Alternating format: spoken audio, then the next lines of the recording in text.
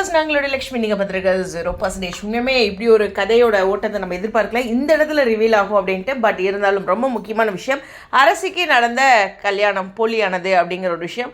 அரசியை நான் தான் என் கழுத்தில் தாலி கட்டிக்கிட்டேன், இவனையெல்லாம் நீ அடித்து ஜெயிலுக்கு போகாதுன்னு அண்ணன் மேலே இருக்க பாசம். எனக்கு உண்மையுமே அரசி கதிரோட இந்த பாண்டிங் ரொம்ப பிடிச்சிருந்தது. அந்த ப்ரமோ போடும்போதே நிறைய பேர் கமெண்ட்ஸில் சொன்னது என்னென்னா, எனக்கு இப்படி ஒரு அண்ணன் வேணும் அப்படின்ட்டு. சீரியஸ்லி கதிர் மாதிரி ஒரு அண்ணன் எப்படி பார்த்தீங்களா, எவ்வளோ கோவம் வருது. அந்த மாதிரி அண்ணன்லாம் இருக்கணும். என்னையாட்ட அந்த சிங்கிள் சைல்டு எல்லாத்துக்கும் இந்த மாதிரி அண்ணன் வேணும் வாழ்க்கையில் அப்படின்னு தோணும். அடிக்கிறதுக்கு மட்டும் இல்லைங்க, அன்பை எவ்வளோ கேரிங்காக பார்த்துக்கிறாங்க எல்லா இடங்கள்லையுமே. சரி, கதிர் சூப்பருங்க அந்த ஒரு விஷயத்தில். சரி, இதில் ரொம்ப முக்கியமான விஷயம், பாட்டி பார்த்திங்கன்னா இந்த விஷயம் தெரிஞ்சிருச்சு, எல்லாம் பேசிட்டாங்க. ஒன்றும் இல்லை, கல்யாணம்லாம் நடக்கலை, நானே தான் இப்படி வந்தேன், இப்படி சொல்லி என் கல்யாண வாழ்க்கையை நிறுத்துறதுக்கு பிளான் பண்ணால், அதனால் என்னன்னாலும் சரி நானே கட்டிக்கிட்டேன் அப்படிங்கிற மாதிரி அரசு எல்லாம் சொல்கிறதையும் அதே மாதிரியே குமாரும் ஒத்துக்கிறது அப்படிங்கிறது இருக்குது. ஆனால் டக்குன்னு என்ன பண்ணுறாங்க பாட்டி அப்படின்னா, தாலி எடுத்து உள்ளே போட்டுட்டு நீ முதல் உள்ள வா அப்படின்றாங்க. ஏன்னா அது ரொம்ப அசிங்கமாக போய்ட்டுள்ள ஒரு பொண்ணுக்கு தாலி கட்டி போய் அந்த வீட்டில் உட்காந்துட்ருக்கா அப்படிங்கிறது. அது என்னவாக இருந்தாலும் அவங்களோட பேத்தி தானே.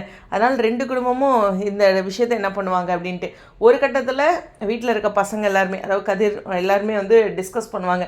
அப்படி அவன் ஏன் அங்கே இருக்கணும், அவனுக்கு தாலியும் கட்டல இல்லை, அவள் பிடிச்சும் வாழல இல்லை. அந்த பாயிண்ட்டு ஃபஸ்ட்டு தாலி கட்டுறாங்க, பிடிச்சும் வாழல இல்லை, அதுதான் இப்போ யங்ஸ்டர்ஸ் கேட்பாங்க. ஸோ அந்த மாதிரி எல்லாருமே டாக்ஸ் இருக்கும்.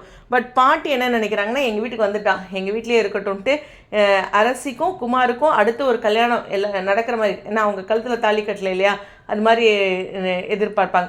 நான் இந்த கல்யாண நகர்வுகளை எப்படி நினச்சேன்னா, இந்த தாலி பிரித்து கோக்கிற ஃபங்க்ஷன் வரல அன்றைக்கி தாலி கட்டுற மாதிரி கொண்டு வந்துருவாங்க அப்படிங்கிற மாதிரி நினச்சேன். ஸோ அதனால் ஊர் அறிய ஒரு ரிசப்ஷன் அது மாதிரி வைக்கிறதுக்கு இவங்க வீட்டு சைடு, குமார் வீட்டு சைடு பிளான் பண்ணுவாங்கன்னு நினைக்கிறேன். அதை கரெக்டு தானே. இவங்க ரெண்டு பேரும் இப்படியே போயிட்டு இருந்தால் எப்படி, அதுக்கு ஒரு எண்டு நல்லா சீக்கிரம் கொண்டு வந்துட்டாங்க. நிச்சயமாக பாராட்டக்கூடிய ஒரு விஷயந்தான்.